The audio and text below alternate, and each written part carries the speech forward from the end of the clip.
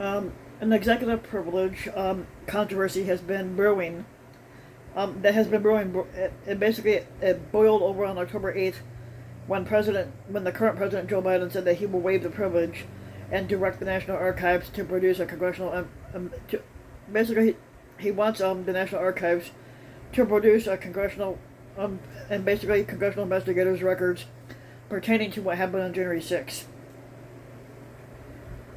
Now, the former squatter, Donald Trump, contends that documents and conversations with certain senior officials have served in his administration and privileged and thus are off limits. No, they're not. If Trump is correct, if he still enjoys a type,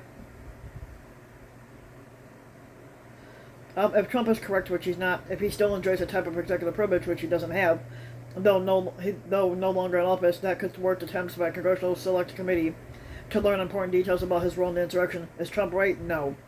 Some communications between some people are deemed so important that the law assigns a special status to them. These communications are privileged, meaning that they're typically off limits to third parties.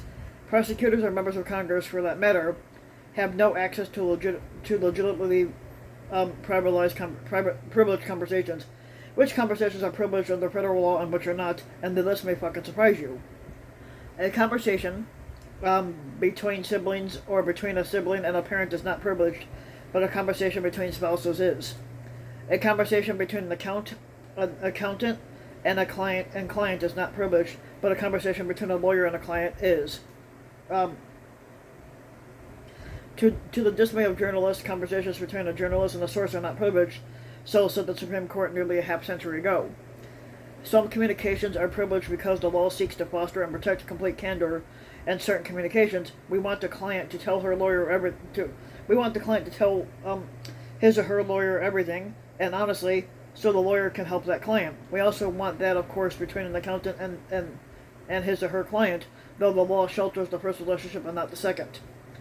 The privileges are not absolute, but for instance, a lawyer and a client in cahoots in a crime cannot claim a privilege to shield their illicit conversations, and basically better not call Saul, or the person entitled to the privilege, the client in the lawyer-client relationship, can waive that privilege, permitting outsiders basically to speak to the lawyer and learn the details of the previously private conversations. Though the law extends privileges to some conversations, it also recognizes that privileges can hinder the search for any truth. So basically, we're always looking for truth and that type of thing, but not always getting it. It is a balance we have long struck in American jurisprudence, and with which we have long struggled. Can a current president claim privilege over communications with senior advisors? Back in 1974, the Supreme Court in the United States case versus Nixon said yes, a president's conversations with close advisors made in the process of shaping the policies and making decisions was privileged. Of course, in that seminal case, the presidential communications privilege that Nixon basically enjoyed yielded to the legitimate needs of a special prosecutor to obtain evidence for a criminal trial. The court employed a balancing test and Nixon lost. Executive privilege is a real thing, but it is not absolute.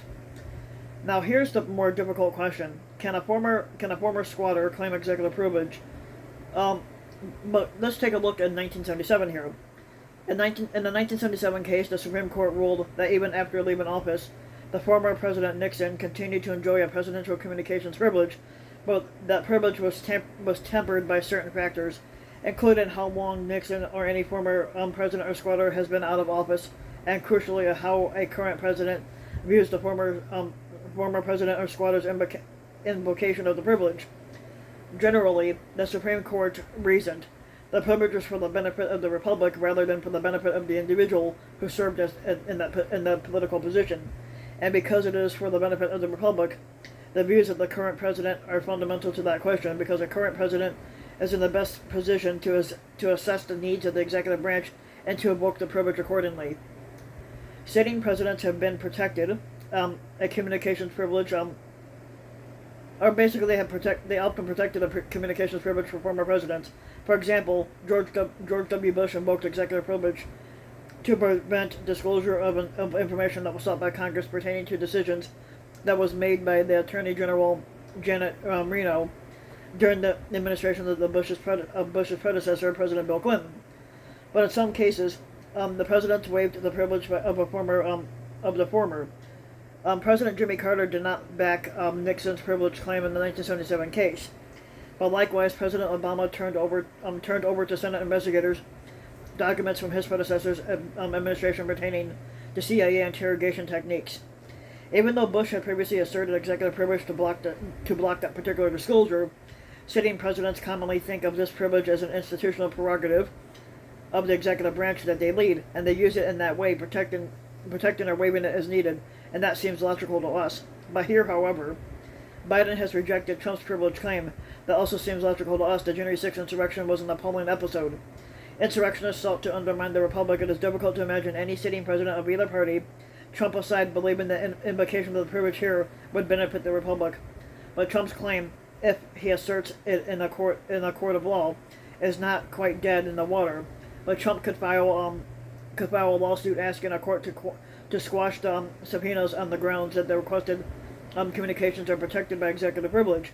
But because he is a former squatter and because the current president does not support it, it is more like a rock tossed into a pond that's bound to sink to the bottom. Still, that could portend a long battle in the courts. Those battles in the past have benefited litigious Trump and thwarted Congress in its attempts to hold him accountable for his misconduct. He may yet win by losing, but in the end, courts should not allow Trump to abuse an important executive privilege doctrine to shield the acts of individuals acting at his behest to the detriment of the republic. So if you like the video, give the video a like and subscribe to my channel, RBW King, and also hit the notification bell so that you'll be notified when a new video comes out, and thanks for listening.